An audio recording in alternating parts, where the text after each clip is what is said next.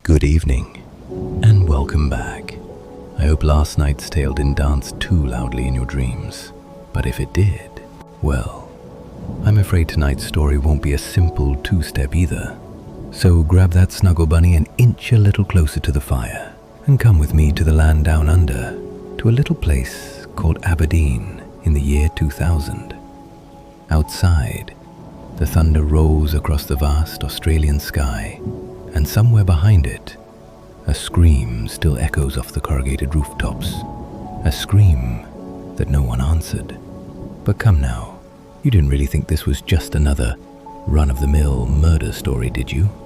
Oh no. This isn't a tale about shadows in alleyways or men who stalk from beneath flickering street lamps. No, this one wears slippers and sprays lavender on the pillows. It straightens the hand towels, and it smiles politely at dinner while buttering your toast with the same knife it keeps by the bed. Tonight, we tell the story of Katherine Mary Knight, a Hannibal Lecter in a lacy negligee, the first woman in Australian history to be sentenced to life in prison with the words, "Never to be released," stamped across her file in permanent ink. So, cuddle up, buttercup. Let the rain dance across the windows. Let the fire crackle low, and listen closely. Because this isn't fiction, this happened. And it begins with a girl named Katherine, and a town that got far too used to looking the other way.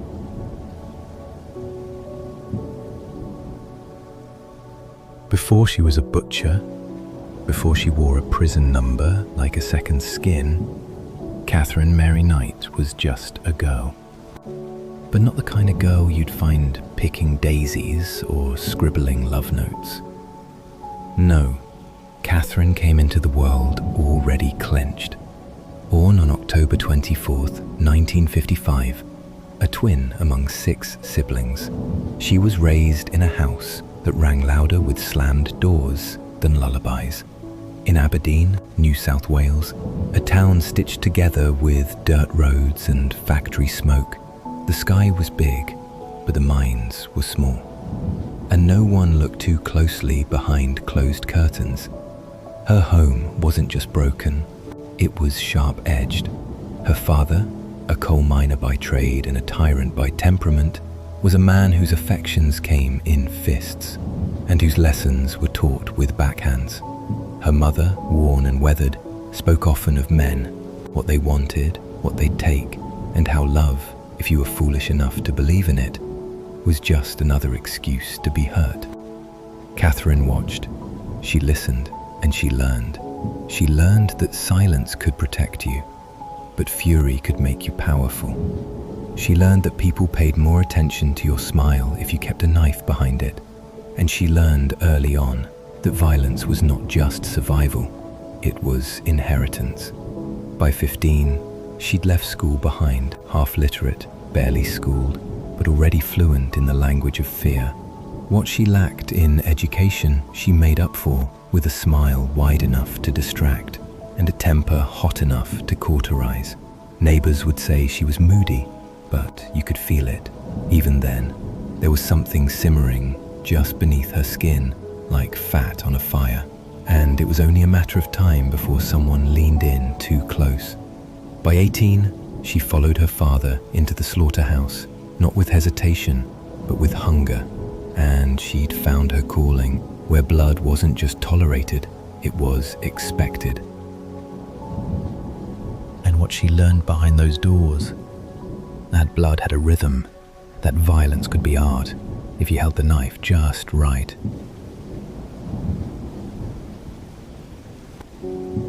She started on the kill floor, 18 and eager, wearing her apron like armor and stepping through blood as if it were rainwater. Most new hires flinched their first week. Some fainted, some quit, but not Katherine. No, she walked through those swinging abattoir doors like she was coming home, and within days she'd earned a reputation, not just for skill, but for something colder, something harder. She didn't just cut. She watched. She listened. she learned. They said she'd stand at the throat line, elbows on the rail, watching the pigs hang and writhe, their squeals rising to a fever pitch as the blade kissed their necks. And Katherine? She didn't flinch, didn't blink, just watched, wide-eyed and breathless, like she was watching a lover undress. When someone finally asked her how it made her feel, she smiled, said it made her feel, well, powerful. Like she was in charge of life and death, the last thing they'd ever see. Her hands were quick, her cuts clean. The managers noticed, promoted her, rewarded her with her own set of tools. A polished, shining roll of butcher knives, a full kit. Her prize. Her pride. And while most folks kept their work tools in the garage or the kitchen, Katherine, she brought hers home, hung them above her bed, each knife perfectly spaced, gleaming like teeth in the flicker of the hallway light. Just in case, she'd say. And then she'd smile that slow, sleepy grin that made your stomach twist, because deep down, you knew those knives weren't just about pigs anymore.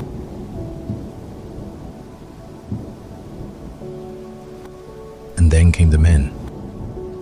Poor souls, hopeful fools, each one stepping into the shadow of something they thought was love, or walking blind into a thunderhead. David Kellett was first. A rail worker with rough hands and a taste for drink. They said he could hold his liquor until he met Katherine. Their wedding night should have been soft, tender. Instead, it ended with her hands around his throat. Because he hadn't performed to her liking, she wanted passion, dominance, blood maybe. What she got was a husband who passed out cold. What he got damn near killed him. But that was just the opening act. Katherine didn't argue. She erupted, didn't scold. She slashed. There were no warnings in her love, just boiling pots and scolding irons. She once pressed one to David's face, left the imprint seared across his cheek, like a cursed brand from a woman who owned him. Another time she picked up a knife while he slept, climbed on top of him, pressed the blade to his throat, and whispered how easy it would be to make it all stop. Then she laughed and went to make tea, and yet he stayed. Until one night, he came home late, too late. And she met him at the front door, with a frying pan in one hand and a promise in the other, murder raging in her eyes. The neighbors heard the clang, the screams, the silence that followed. He didn't leave right away, but when he did, he left behind a daughter and a legend, the kind only survivors tell in bars with hands that still shake. But time didn't dilute the venom. It just changed the names. Each new man was just another chapter in the same bloody tale. She'd lure them in with warmth, with softness, with a look that said, "I'd never hurt you." And then, the spiral, the jealousy, the control, the bruises, the knives. Wash, rinse, bleed, repeat. Katherine didn't fall in love. She captured it, caged it, cut into it till it screamed. And yet, they kept coming, like moths to the flame that never seemed to go out.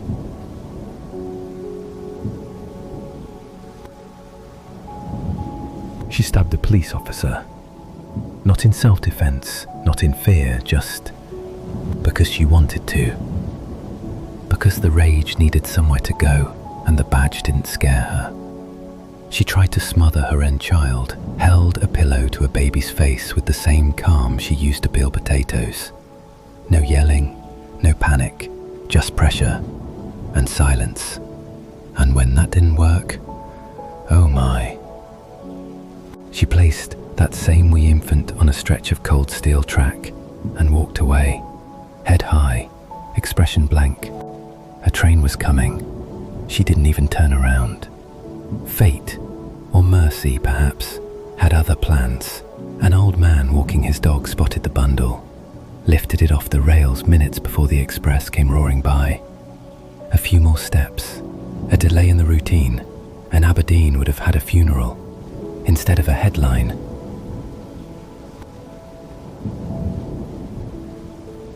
They sent her to psych wards, gave her pills, filed paperwork that gathered dust in offices far too small to hold the size of her violence. Doctors scribbled terms like borderline personality disorder, delusions, mood instability, but nowhere on those charts did it say murderer in waiting. They warned her lovers, told them to be careful, but words don't stop knives, and Katherine had plenty, and still she smiled, always smiled. That smile, it was her scalpel, cut through suspicion, sutured shut the doubt. And Aberdeen? Well, Aberdeen played dumb. A small town with smaller courage. They called her the Black Knight behind closed doors. A name whispered in pubs and back porches. Not to her face, of course. To her face, they smiled. To her face, they waved from driveways. To her face, they lent sugar, took casseroles, and told themselves, she's just a bit off, that's all. But deep down, everyone knew. The children knew, crossed the street when she came anear. The men knew, left quickly and didn't look back. The neighbors knew, but they weren't brave enough to admit it. Because in Aberdeen, you could whisper about Katherine Knight, but you did not dare cross her and expect to walk away whole.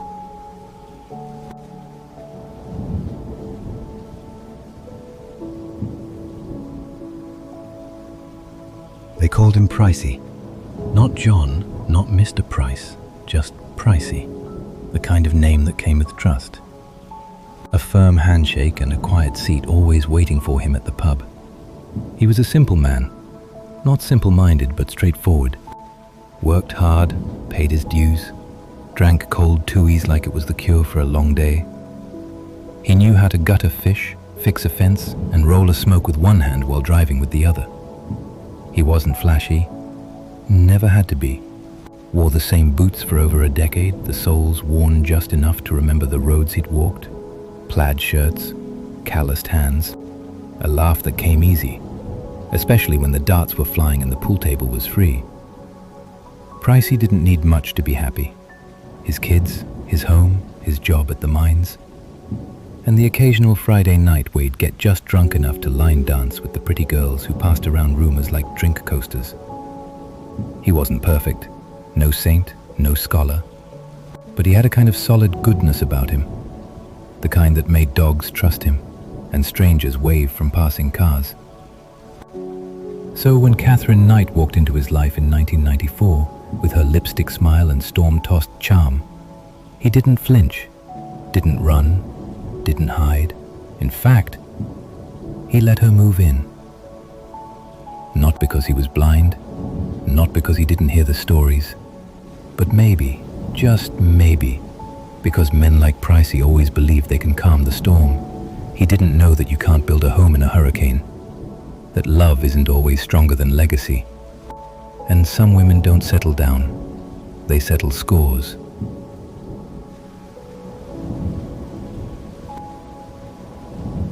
At first it was good, or at least good enough.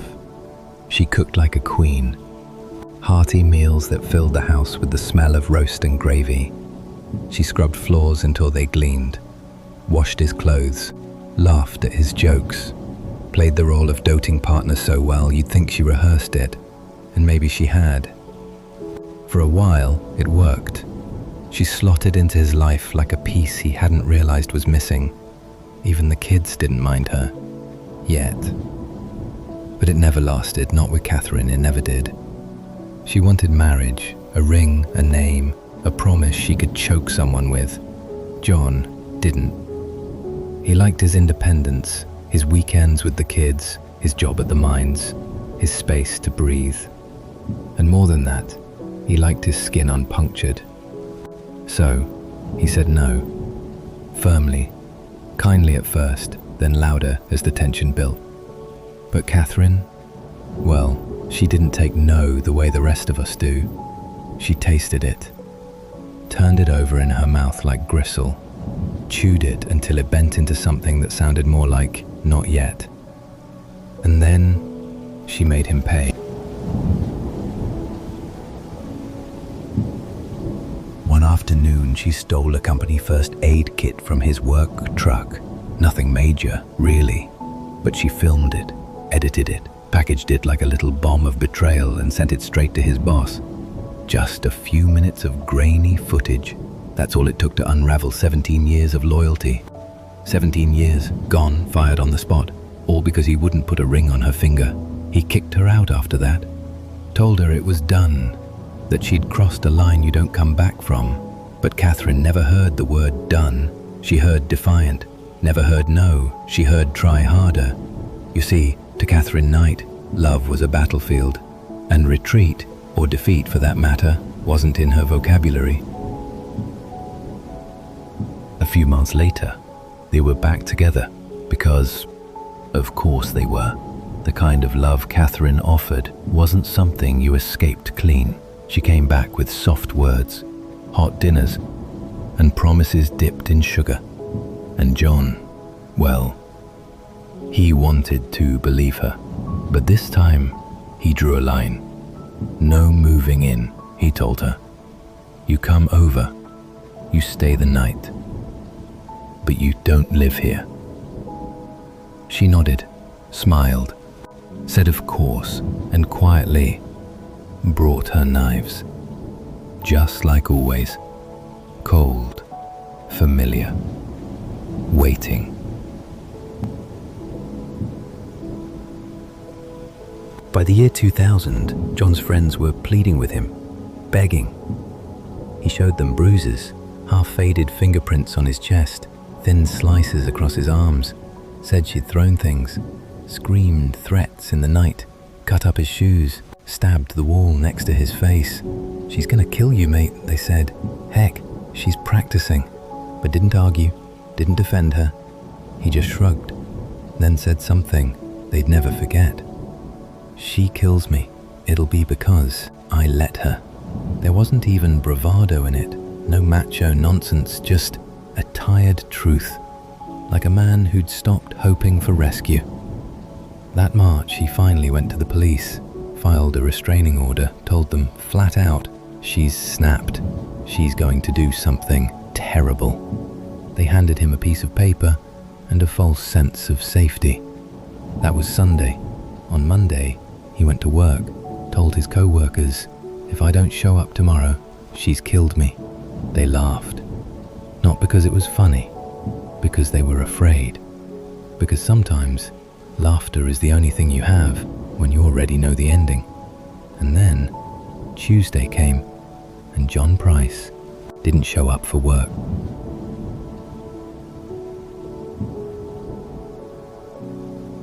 The house was quiet when police arrived. Too quiet. Curtains drawn, lights off. Still as a mausoleum wrapped in brick and size. They knocked. No answer. Not even a stir from behind the door.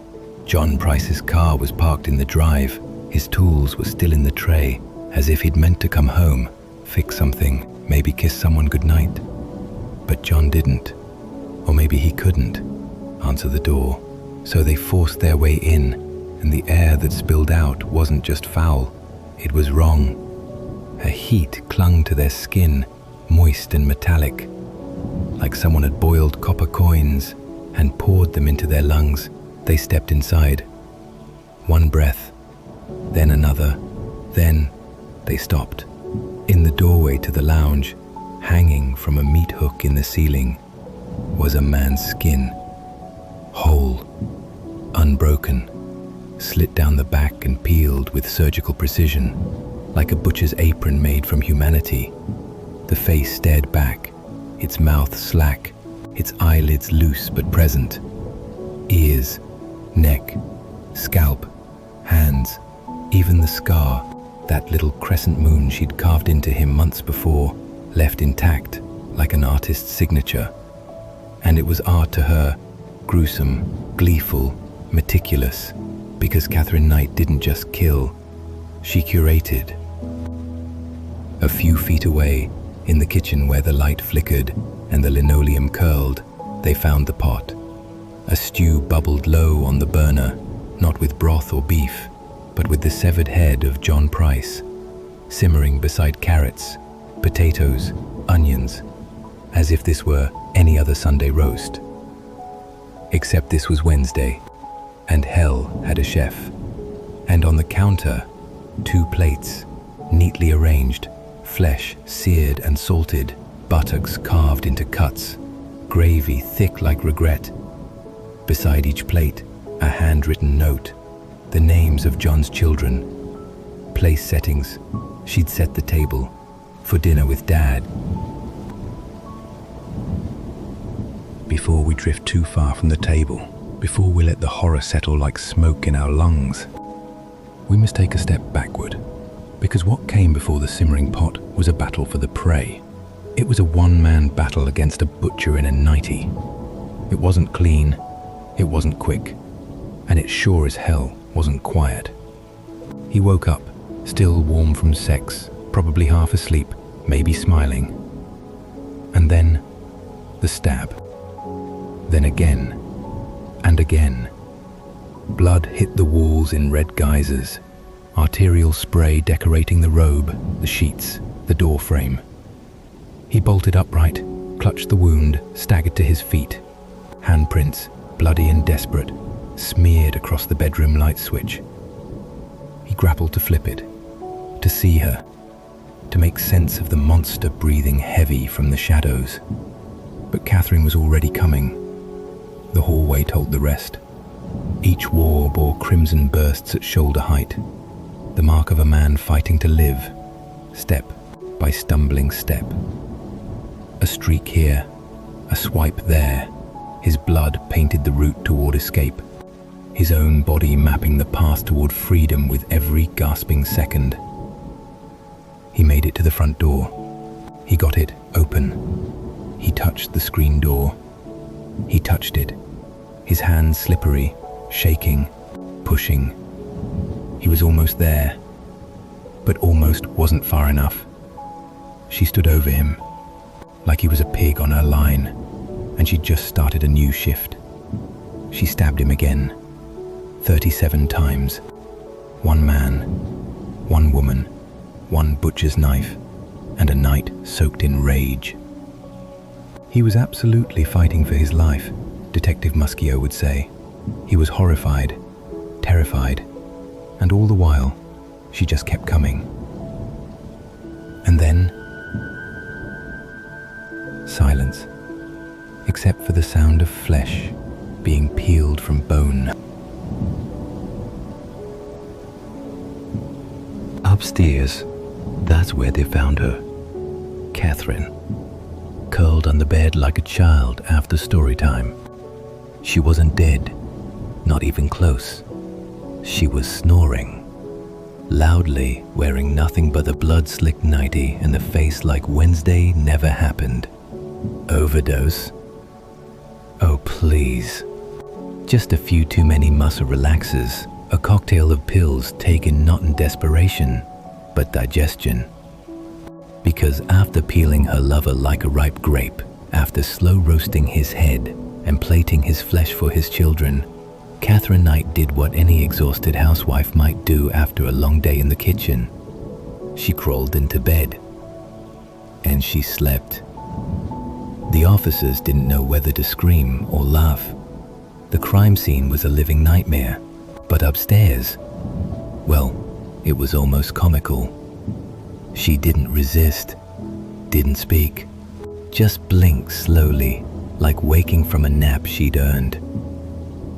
They took her to the hospital, pumped her stomach, monitored her vitals. Then they hauled her to the Hooskow, where the knives are all dull and skin tends to stay on.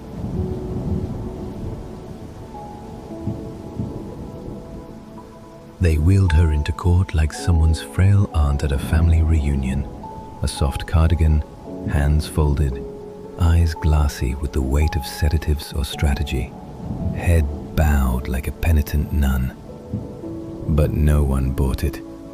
Not the jury, not the judge, and certainly not the ghost of John Price, whose absence filled the courtroom like thunder in a chapel. The prosecution didn't have to shout. They simply showed the truth. Every stab wound, mapped like rage turned surgical, every flick of the knife, every flayed inch of skin, the meat, the pot, the place settings. Intent wasn't argued. It was plated. Experts took the stand. Seasoned psychiatrists, pathologists who'd seen war crimes, veteran detectives with iron stomachs. And still, one broke down crying, another stood frozen in place. Trying to put language to something that had none, she pled not guilty, claimed she couldn't remember. But the list remembered, the knives remembered, the black nightie remembered, even the blood-stained stove whispered her confession in every bubble and hiss. The jury didn't need a day. In just 4 hours they returned. Guilty, but it wasn't the verdict that made history. It was the sentence. Justice Barry O'Keefe didn't mince words. He didn't blink, didn't soften. This was a crime of calculated, callous, and horrific proportions, he said. You are beyond rehabilitation, and society must be protected from you, forever.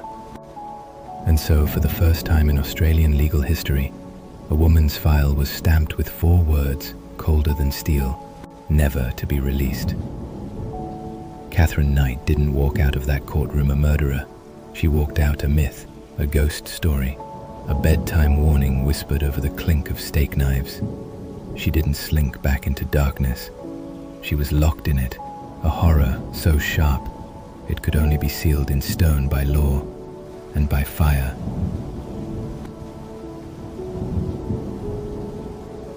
Today, Katherine Knight still sits behind the bars at Silverwater Women's Correctional Center. Her file hasn't moved, her sentence hasn't softened, and her name, it still makes guards check twice before unlocking her cell.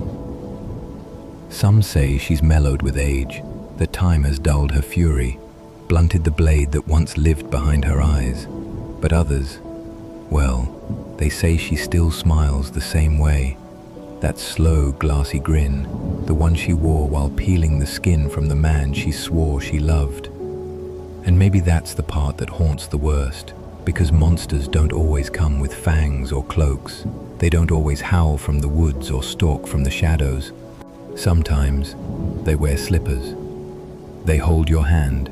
They draw your bath. They hum lullabies in the dark. And sometimes they smile at you from across the room. While sharpening the knives, they just might sink into your back.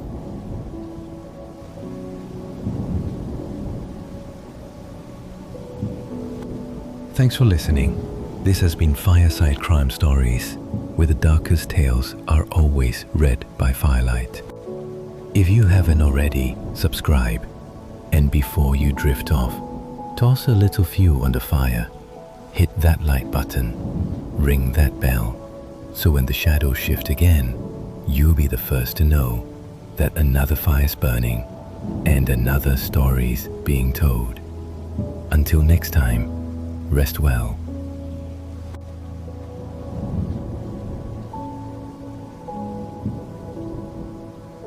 I see you're still with me. Lovely. I hope that last tale hasn't kept you glancing at your kitchen knives too often. But if it has, well, this next story is bound to make you double take the headlight shadows dancing on your hallway walls. Nonetheless, I've tossed another log on the fire and freshened my tea. So come, join me. We have one more tale to tell. Tonight, we step away from the Australian rain and cross an ocean of time and terror to a city where the fog clings like secrets and the alleys hide more than stray cats. Come with me now to Düsseldorf, Germany, 1929. The man of the hour? Well, he was called many names. Peter Kürten, the Düsseldorf monster, the Vampire of Germany. But, in all honesty, no name truly captured the horror he brought to the cobblestone streets of Düsseldorf. Because this wasn't just madness wrapped in shadows.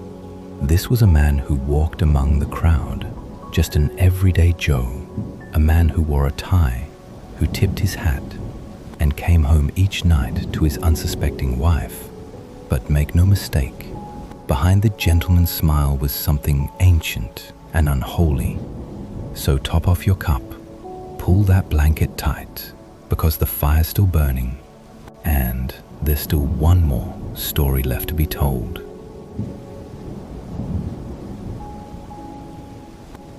He was born on May 26, 1883, in the cold grey belly of Germany, in a tenement, thick with rot, poverty and rage, 4 rooms, 15 bodies, 1 door that never stayed closed long enough to keep the violence out. Peter Kürten was one of 13 children, stacked like firewood in a flat that smelled of cold sweat, stolen sex, fear and old beer. And above them all, his father, a man who didn't just beat his family, he broke them, bit by bit, night after night. He violated their mother in front of them, dragged her by the hair from room to room. Sometimes he'd make them watch, other times he'd make them listen, and always he'd make them remember. The neighbors heard things, but the walls in Düsseldorf were thick with apathy. And their mother? She stayed silent like a good woman did, washing blood from the floors like it was just part of the day's chores, drank away the pain that was bound to return before the sun called it a day.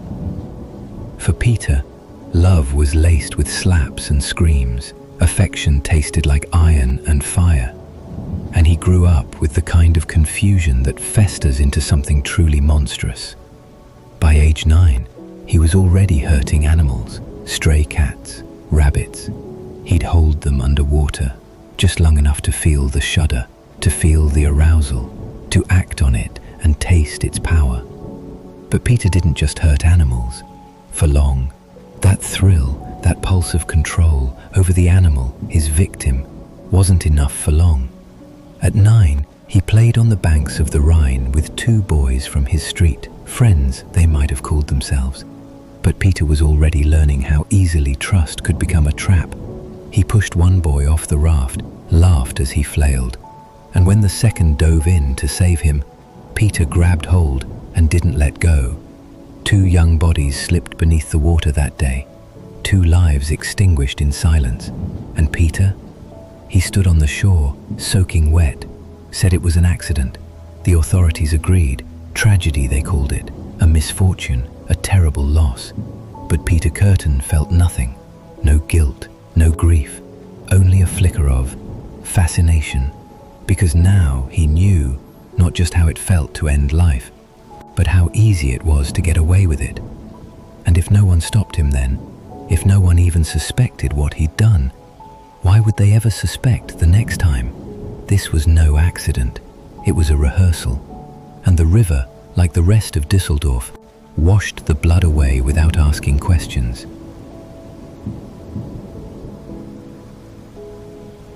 By 11, he'd made a friend of the local dog catcher, a demon in his own perversive right, who cared for neither man nor beast nor self. Peter was interested in neither rescue nor relationship. He followed the man not out of mercy, but utter curiosity. The sheer, maddening torture, bestiality, and death. To see what broke first when you bled something slow. He wasn't just a boy anymore. He was a blueprint, a rehearsal, a nightmare learning to stand on 2 feet. And the worst part? No one stopped him. No one even looked. Because monsters like Peter Kürten don't arrive with claws and fangs.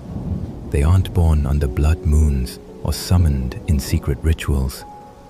They mature They grow in the darkest shadows of homes that stay quiet, beneath roofs that shelter cruelty, and behind doors no one dares open. Violence wasn't a stranger in Peter's world. It was his lullaby, his bedtime story, his mother's silence, and his father's heavy hands. So when puberty came knocking, Peter didn't stumble into awkwardness and insecurity. He met it with blood on his fingers and a smile on his lips, because by then, pain wasn't just something he enjoyed. It was how he spoke to the world.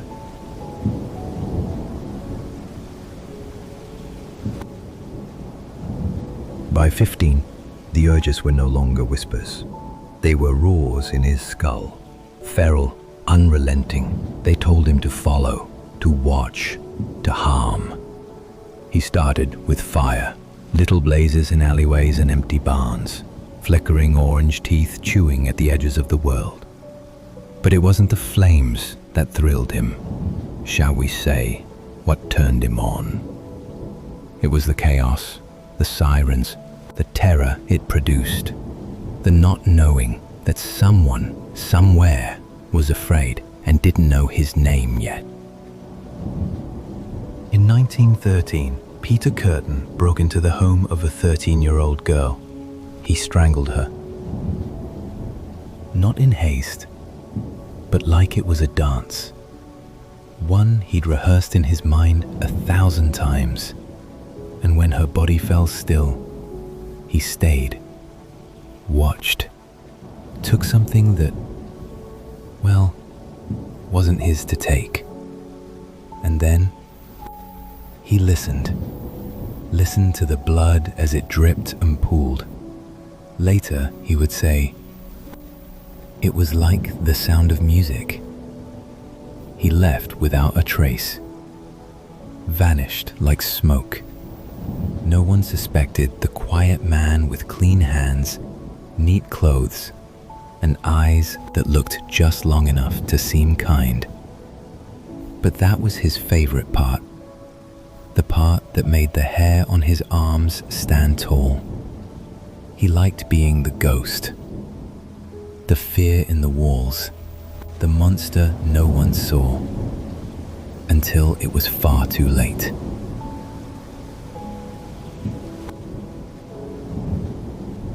The war came, muddy, brutal, hungry, and Peter went, not out of duty, but because even monsters wear uniforms when the world goes mad.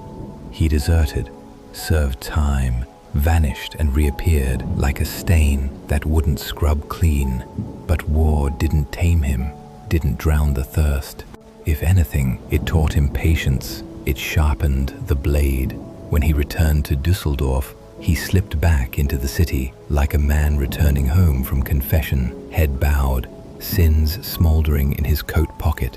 He found work, a place to live, and a wife, but she was no ordinary bride, a former prostitute, once jailed for shooting a man who refused to marry her.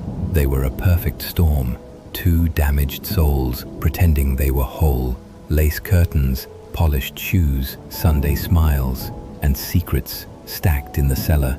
But marriage couldn't muzzle the monster, not for long anyway. Then came 1929, the year of the vampire. It began in February. Maria Hahn, young, hopeful, trusting, agreed to meet a man who spoke softly and promised her conversation, maybe kindness, maybe more. They walked through the woods. The trees held their breath, the sky dimmed, and then he turned. Rape, strangulation, the blade, again and again. Not to kill quickly, but to watch the life leak slow, to see the red bloom across pale skin like wicked art. And when she was gone, he buried her in a shallow grave. But even that wasn't enough. He came back days later, hammer in hand, iron bar clenched tight, not to silence her, but to be turned on again. to feel it again. The crush, the resistance, the sickening satisfaction of power reclaimed. Peter Kürten didn't just kill, he composed, he performed, he lingered. And Düsseldorf? Well, it stopped sleeping that spring, because soon the children began to vanish. Düsseldorf, 1929. The air hung thick with the kind of heat that made curtains stick to window panes and nightmares sweat through cotton sheets. It was the kind of summer where everything felt like it might catch fire. Nerves, tempers, skin. But it wasn't the heat that had the city on edge. It was the silence. The knowing silence that clings to a place when something wicked is walking its streets. Children were warned not to stray far. Mothers gripped their little ones like lifelines. Purse straps were clutched tighter, footsteps hurried faster, and every creak in the night felt like a knock from the dark. Because someone out there wasn't just taking lives, he was studying them, sketching them, perfecting the art of terror. And terrorize he did, with no rhythm, no mercy, no pattern to soothe the public's dread. Men, women, children, beaten, bled, broken. Dogs strangled with wire, livestock drained for his arousal and release. He didn't just take lives, he drank them in, sipping screams from shadows and lapping up fear like it was fine wine decanted from the veins of a city on its knees. That summer didn't just burn, it blistered beneath his hot breath. In August, the horror finally got a name, and Peter was thrilled. 5-year-old Gertrude Alberman vanished. Last seen near her home, playing in the dwindling summer light. Her body was found days later, folded into a thicket of bushes like an afterthought. Strangled, stabbed in the temple with a pair of household scissors. No attempt to hide her. No remorse in the scene, just cruelty, plain and deliberate. Peter Kürten stood nearby as the search unfolded, silent among the crowd, his eyes glinting as the whispers swelled. And later, he returned to the spot again, just to admire his work, to watch grief bloom like a slow-moving fire. He liked to linger where the sorrow still stung. Oh my, it turned him on. Anyway. The press dubbed him the Vampire of Düsseldorf. And oh, how he loved it. Because to Peter, this wasn't just about murder. It wasn't even about blood. Not entirely. Well, okay, maybe it was. But it was also about the performance. He wanted fear etched across every headline. He wanted parents to weep into pillows. He wanted his name to hang in the air like a curse. And so he fed the myth. Anonymous letters, mailed to the police, to the newspapers, each one detailing his crimes in cold, methodical prose. Dates, times, weapons, even how the blood looked on the pavement. He didn't write to confess. He wrote to boast, to taunt, to make the whole city his terrified audience. Because to Peter, this was never just about the killing. It was, however, about the pain, the blade, and the blood that did it for him. And it did it for him, on his every whim and desire. But it was about legacy, notoriety, a name carved in whispers and newspaper ink. His name, even if he was the only one who knew it. He struck again, and again, and again. A servant girl, a mechanic's wife, a child walking home from the bakery. He used scissors, a hammer, a pocket knife. Sometimes strangulation, sometimes bloodletting. Always something that left the city shivering. And then he'd go home to his wife, kiss her on the cheek, sleep like a baby under warm linen sheets, Because Peter Kürten wasn't a shadow in the alley. He wasn't a beast hiding in the woods. He was the man behind you in the bakery line, the one who tips his hat and smiles shyly, the one who feeds your cat while you're away. By day, he played the role of dutiful husband, cordial, polite, forgettable. By night, he was carving terror into the skin of a city. The bloodletting didn't stop, not yet. Through the winter and spring of 1930, the onslaught continued. Attacks, assaults, moments of terror that disappeared like smoke, leaving only screams behind. But fate, and a girl named Maria, changed everything. May 14th, 1930. The Great Depression clung like smoke across Germany, and Maria Budlik, a jobless domestic servant, stepped off a train in Düsseldorf, searching for work and a safe place to sleep. She met a man on the street. He smiled, offered directions, said he knew a place she could stay. But when he tried to lead her through a park, her stomach turned. The stories of the vampire were still fresh in the papers. The women, the blood, the woods. She hesitated, and just then, another man appeared, intervened, rescued her, it seemed. He was calm, kind, offered to help, told her she could stay the night at his apartment on Mettmannerstrasse. His wife was away. The apartment was quiet. She smiled, so did he. He tried to sleep with her, but she declined. So he smiled again, said he'd find her another place to stay. They boarded a tram, got off near the woods, and there, in the soft silence of the Grafenberger forest, he wrapped his hands around her neck and raped her. But then he let her go, walked her back to the tram, watched her vanish into the city lights. I had no intention of killing her, he said later.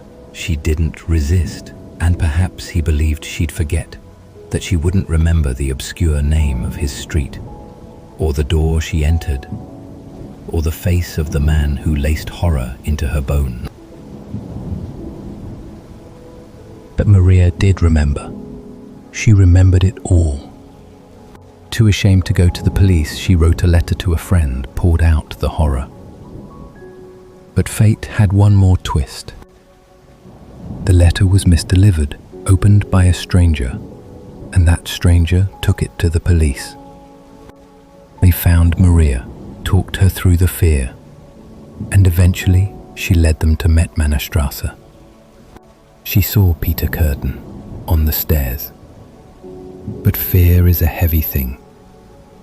She froze, said nothing, and by the time her voice returned, Peter was gone. He packed a bag and vanished into a different flat just streets away. Then, one evening, after the sun had dipped below the rooftops and the streets had lost their hum, Peter made his way to his apartment on Mettmannerstrasse to speak with his wife. He told her everything. Not just about Maria, not just about the assault. He dumped it all. The assaults, the mutilations, the murders, the blood, the bodies, the soft thrum of fear he'd orchestrated across the city. He told her about the girl in the bushes, the woods, the women, the screams, and the silence after. And then he told her to turn him in, said she should claim the reward money, that she'd be destitute without him anyway, said it was the only way, and she listened. She didn't scream, didn't run. She nodded, told him she loved him, maybe even kissed him goodnight. And then she walked out the door. Not to cry, not to pray, but to walk herself straight into the nearest police station. Because love, when rubbed raw against horror, can turn sharp. And whether she did it for justice, for revenge, or for the prize he promised, it doesn't matter. What matters is that she ended him. The vampire's final victim was his own anonymity, and the woman he came home to every night was the one who drove the stake.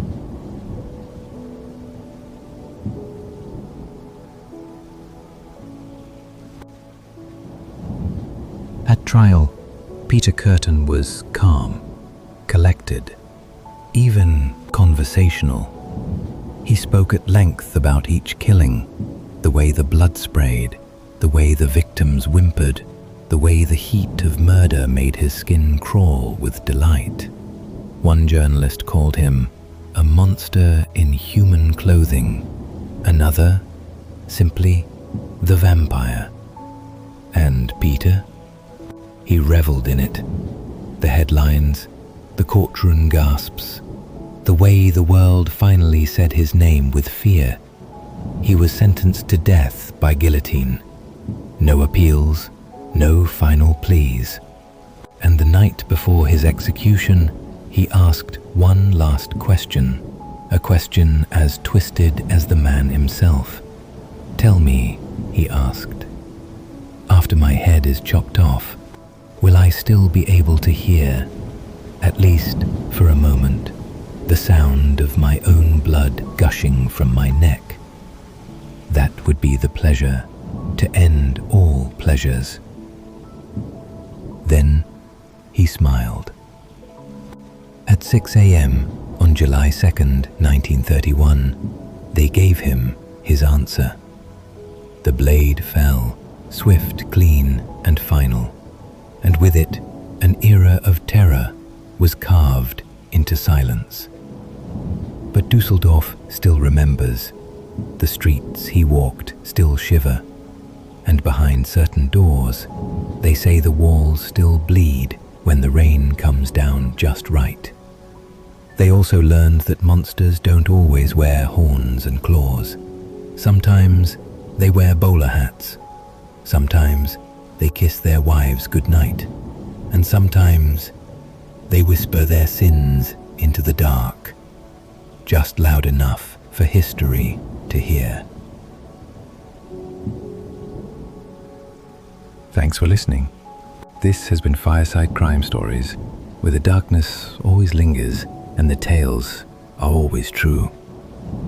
If you haven't already, subscribe. And before you drift off, toss a little fuel on the fire. Hit that like button, ring that bell, because the next time thunder rolls, you'll want to be here when the fire starts to crackle and another story begs to be told.